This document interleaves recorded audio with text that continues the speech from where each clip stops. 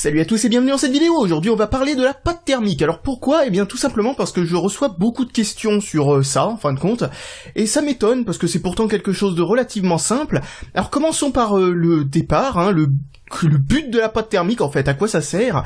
Eh bien c'est très simple en fin de compte. Vous avez une plaque qui représente le fond du radiateur en fin de compte, et vous avez le processeur. Quand vous mettez les deux en face l'une de l'autre, même si vous pressez très fort, et même si les surfaces sont extrêmement lisses, eh bien au microscope vous allez voir qu'il y a des petites crevasses et des petites bosses, et ça empêche la chaleur de passer d'une surface à l'autre de manière efficace. Quand vous utilisez la pâte thermique, en fin de compte, ça va combler ces trous, et ça va permettre de faire en sorte que bien là il y a une sorte de passage de la chaleur, enfin il y a une sorte de contact qui est pratiquement parfait en fin de compte. Et donc ça permet de faire en sorte que beaucoup plus de chaleur passe de l'un à l'autre. C'est tout aussi simple que ça. S'il n'y avait pas de pâte thermique en fin de compte, eh bien il se passerait un truc assez impressionnant, c'est que la chaleur serait pratiquement hors de contrôle. C'est-à-dire qu'en fin de compte, vous prenez le même processeur, on va prendre un i5, n'importe lequel, vous essayez de le faire fonctionner sans pâte thermique, enfin avec de la pâte thermique d'abord, vous aurez des températures du style 40 degrés en burn ou des trucs comme ça.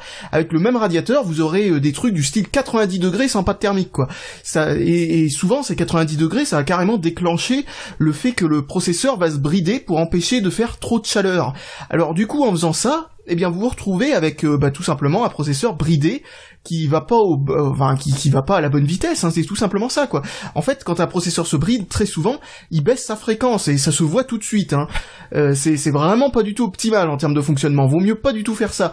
Et quand vous mettez de la pâte thermique, là, d'un coup, voilà, c'est tout aussi bête que ça. Au tout départ, quand les ordinateurs, on va dire par exemple, avec les Pentium 3, ou avec les Pentium 2, ou ce genre de trucs, il y avait, voire même encore avant, il y avait généralement pas besoin du tout de pâte thermique en fin de compte. Vous pouvez, les surfaces en fait, ça chauffait pas assez pour que la surface en contact soit le facteur limitant en fin de compte en termes de dissipation thermique.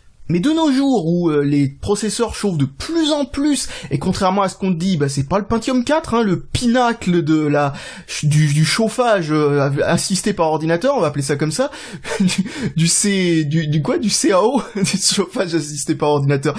C'est un nouveau truc qu'on fait avec son ordinateur maintenant, c'est conceptuel.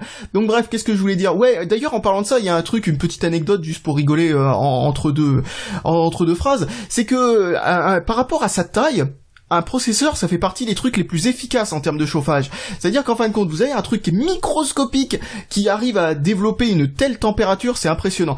Donc, bien entendu, il faut utiliser tous les stratagèmes possibles pour réussir à faire en sorte que la température passe d'une surface à l'autre le plus facilement possible, et ensuite, arriver à cette surface, soit dissipée dans plein d'ailettes, puis ensuite, avec un ventilateur, on arrive à pousser toute la température au loin, quoi. C'est le principe d'un ventirad. Faut savoir que, avec un téléphone portable, c'est le même principe. Vous avez un téléphone avec un processeur, etc.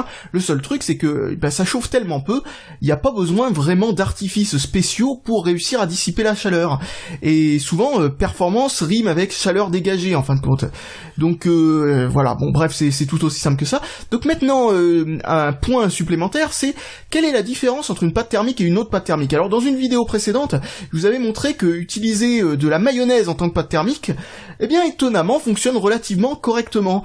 Donc ça vous montre un petit peu qu'il n'y a pas de grosse différence entre les pâtes thermiques. En fait, il y a plusieurs types de pâtes thermiques.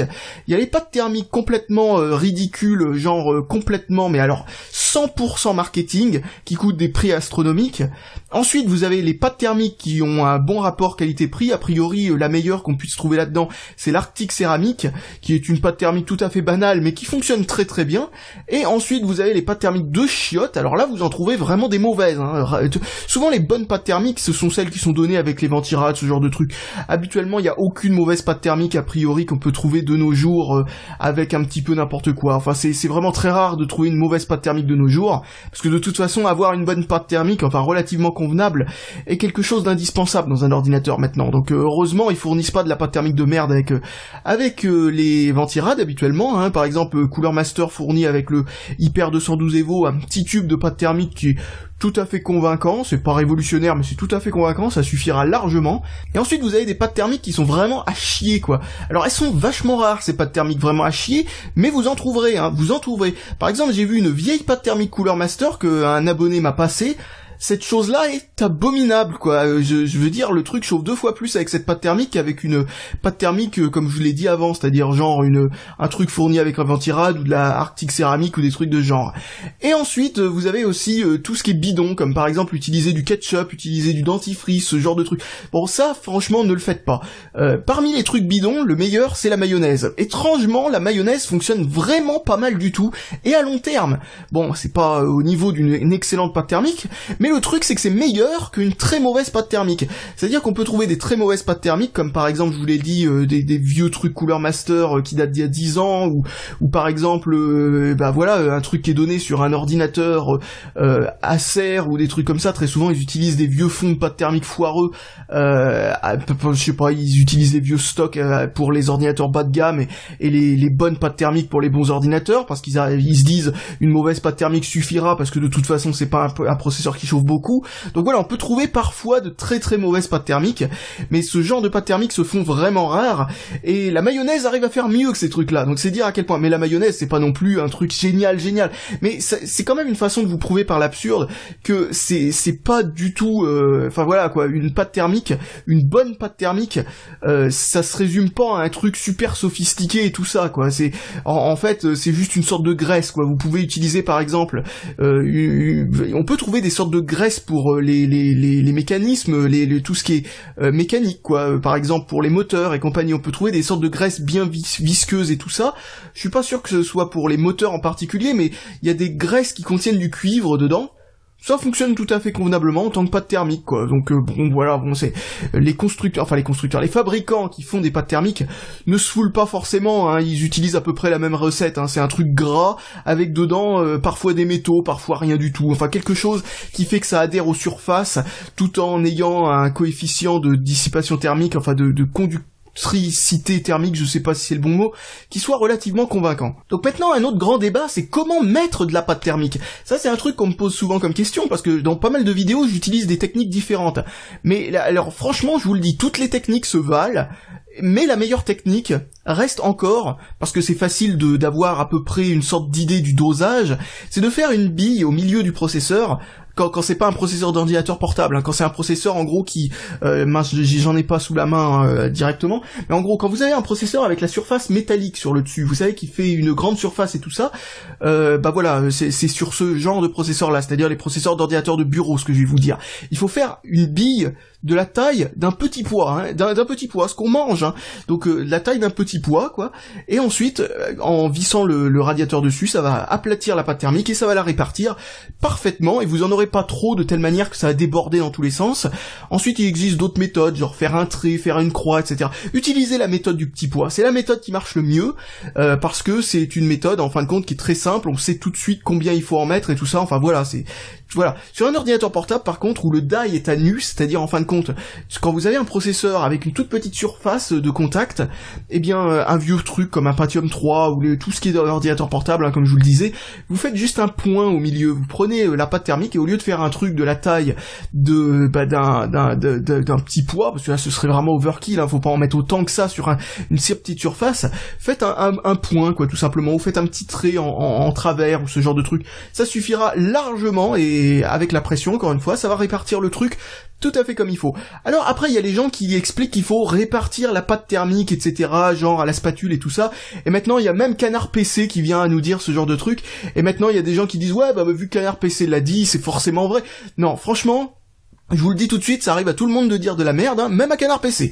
Et en l'occurrence, c'est vraiment pas une bonne technique, parce que autant ça marche bien avec certains types de pâte thermique, autant ça marche très mal avec d'autres types de pâte thermique. Ça dépend de la viscosité, ça dépend de la consistance, ça dépend du fait que ce soit épais ou pas, du fait que ce soit facilement chassé ou pas, c'est-à-dire en gros si c'est fluide ou si c'est granuleux, ce genre de truc. Non, très franchement, je vous le dis tout de suite, ne faites pas ça, parce que déjà, premièrement, vous allez peut-être faire des bulles à l'intérieur de votre pâte thermique. C'est pas une bonne idée, parce que emprisonner des bulles entre deux surfaces, c'est comme le double vitrage, vous savez, ça fait une sorte d'isolation thermique, donc c'est pas du tout une bonne bonne idée. Un autre problème aussi, c'est que si vous faites un truc qui est pas totalement lisse, et c'est impossible de faire un truc totalement lisse, eh bien vous complètement vous annihilez le concept même de faire de la pâte thermique, enfin de mettre de la pâte thermique, parce que mettre de la pâte thermique, c'est faire en sorte que, en gros, vous avez deux surfaces qui sont lisses à peu près, mais qui ne le sont pas vraiment. Et ensuite, vous mettez ce petit poids en fait au milieu, et en aplatissant au milieu, ça va s'étendre et ça va réussir à se caler entre les deux de telle manière que bah voilà la chaleur passe comme il faut. Si vous faites une fine surface de pâte thermique au milieu, bah, c'est complètement stupide parce que ensuite vous allez presser le truc et vous avez une surface supplémentaire entre les deux certes, mais ça va pas chasser comme il faut parce que ça va bouchonner tout ça. Enfin, en gros, je vous conseille de voir. Non, il faut que je pique un bout de vidéo de TechSideCast pour vous l'intégrer dans la vidéo à la limite. Ils avaient fait un truc qui était bien pratique pour voir ça. Ils avaient pris une plaque transparente qu'ils avaient mis par-dessus un processeur sur un processeur sur lequel ils avaient étalé la pâte thermique et on voyait parfaitement le problème. Ça emprisonne des bulles, c'est pas du tout une bonne chose et il n'y a pas assez d'épaisseur de pâte thermique en fait pour faire en sorte que si votre processeur il est un petit peu concave ou convexe, ce qui est le cas de tous les processeurs d'ailleurs, hein, c'est un aspect volontaire de, eh bien ça risque en gros d'emprisonner une bulle au milieu du processeur. C'est complètement stupide. N'étalez jamais la pâte thermique. Alors pourquoi parfois vous allez dire ouais je l'ai étalé mais ça pose pas de problème. Pourquoi je vous dis qu'il faut utiliser la technique du petit poids ? Eh ben tout simplement parce que c'est une technique universelle. Ça marche avec tout. Alors pourquoi s'embêter à utiliser une autre technique qui est plus chiante à faire et qui risque de ne pas fonctionner. Non, utilisez la technique c'est la technique flemmard en plus, hein, donc vous avez aucune raison de ne pas utiliser cette technique étant donné que c'est celle qui demande le moins d'efforts et c'est en plus celle qui a le meilleur qui marche le plus souvent en fait.